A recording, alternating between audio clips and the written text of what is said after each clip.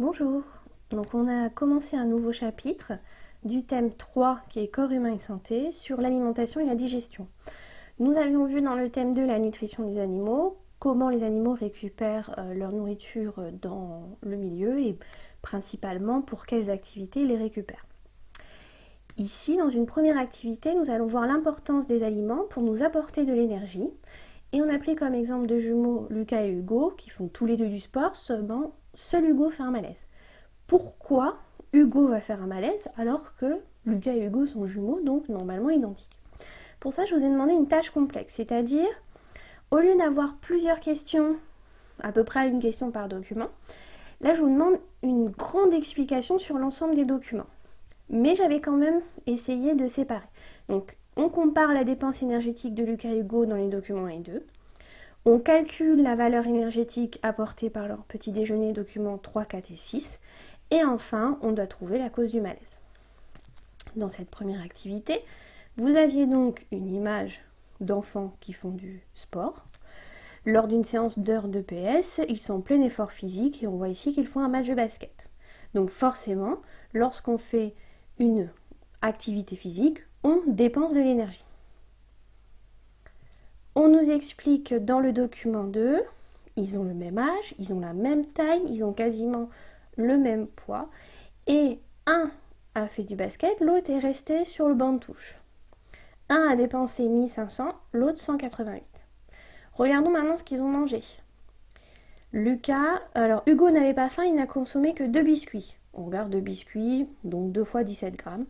Alors que Lucas, vous voyez, il a pris un petit déjeuner complet. Avec une boisson, un peu de sucre, des biscuits, encore une autre boisson, une pomme et un produit laitier. Pour chacun de ces aliments, ici, vous avez la valeur énergétique. Et ici, vous avez des valeurs nutritionnelles par rapport aux biscuits, un peu plus détaillées. On nous explique dans le document 5 ce qu'est une crise d'hypoglycémie. Hypo veut dire en dessous, la glycémie, c'est le taux de sucre dans le sang. Hypoglycémie, on a un taux de sucre dans le sang qui est beaucoup trop bas. Donc ce qu'il fallait dire, et je vous avais fourni la correction, que Lucas a dépensé 188 kJ alors qu'il en avait mangé 1419, il en a largement assez pour la journée. Hugo a dépensé 1500, mais il n'avait mangé que 308. Donc vous voyez qu'il a dépensé beaucoup plus que ce qu'il a mangé. Il est donc en crise d'hypoglycémie. Dans le bilan, on vous explique que les aliments sont composés de matières minérales, eau et sels minéraux, glucides, lipides et protéines. Ça, par contre, ce sont des matières qu'on retrouve dans les fruits, dans la viande et donc dans les matières organiques. Tout ceci va apporter de l'énergie au corps et nos besoins en énergie, forcément, ce ne sont pas les mêmes selon les individus, selon notre âge, selon notre activité et même lors de l'adolescence, selon qu'on soit une fille ou un garçon.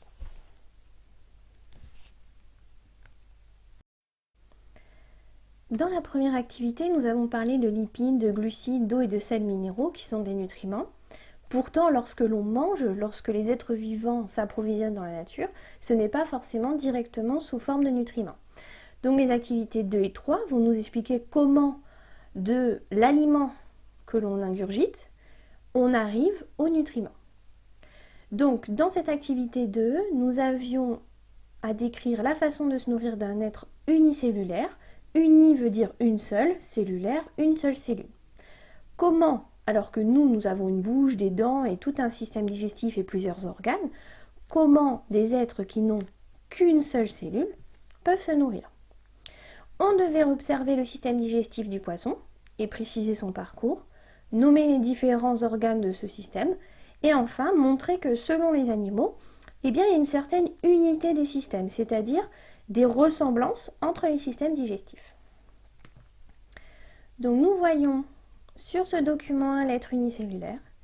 On voit que sa proie, qui est une paramécie, donc un autre organisme unicellulaire, est absorbée directement par la cellule. Dans le document 2, on voit qu'un poisson est en train de se nourrir de corail. Ces animaux trouvent leurs aliments dans leur environnement et ils sont captés par la bouche et se retrouvent dans le système digestif. Donc ça, c'est quelque chose qu'on connaît puisque nous-mêmes, nous ingurgitons les aliments par notre bouche. Ici, vous aviez la dissection d'un système digestif de poisson et on voit que on rentre par la bouche, l'œsophage, qu'il traverse tout le tube digestif pour arriver à l'anus. Et dans la question suivante, il fallait justement donner l'ensemble des organes. Donc on avait la bouche, la plupart du temps il y a des dents, l'œsophage, le foie qui va aider le système digestif, nous verrons plus tard. De l'œsophage, ça arrive dans l'estomac. Le pancréas, pareil, est un organe qui va, comme le foie, aider à la digestion. Ça va continuer dans des ramifications pour arriver dans un intestin, puis ce qui n'a pas été utilisé va ressortir par l'anus. Les documents 4, 5, 6, 7, on voit un vautour, on voit une araignée, et tout comme le poisson, nous avons, je vais réduire l'image, nous avons une entrée au niveau de la bouche et nous avons une sortie au niveau soit d'un cloaque, soit d'un anus. Donc on a beaucoup de ressemblances, même si entre un poisson, un oiseau et une arachnide, ce sont 3 espèces différentes, même 3 ramifications d'espèces, de familles d'espèces différentes, et pourtant on va avoir un système digestif qui va être un chemin, un trajet pour arriver à une sortie.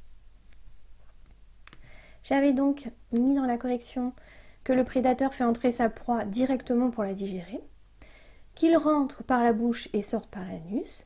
Nous avons le détail des différents organes et enfin, j'avais précisé une entrée, un tube, des organes et une sortie. Même si ce n'est pas tout à fait les mêmes, puisque par exemple pour le poisson, l'être humain ou l'araignée on parle d'anus, alors que pour les oiseaux on parle de cloaque pour la sortie. Dans le bilan, ça ressemble à l'activité que nous avons déjà fait lors de la nutrition des animaux, des êtres vivants, pardon. Les animaux prélèvent les aliments qu'ils transforment en nutriments dans leur tube digestif. Et nous allons voir justement dans l'activité suivante comment se fait ces transformations. Troisième activité, il s'agit du trajet des aliments.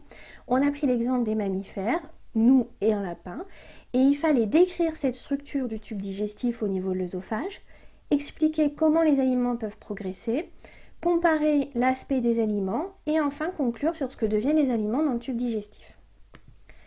Dans ce premier document, donc ici on a une coupe transversale de l'œsophage, c'est-à-dire qu'on a coupé perpendiculairement. Longitudinale, on aurait coupé le long de l'œsophage. Donc transversale et longitudinale, ce sont des mots de vocabulaire que vous retrouverez souvent dans les documents. Ici, on vous dit que les organes du tube digestif tels que l'œsophage sont constitués de couches de muscles. Celle-ci peut se contracter et va diminuer le diamètre de la lumière, c'est-à-dire du trou de l'espace qu'il y a au milieu de cet œsophage.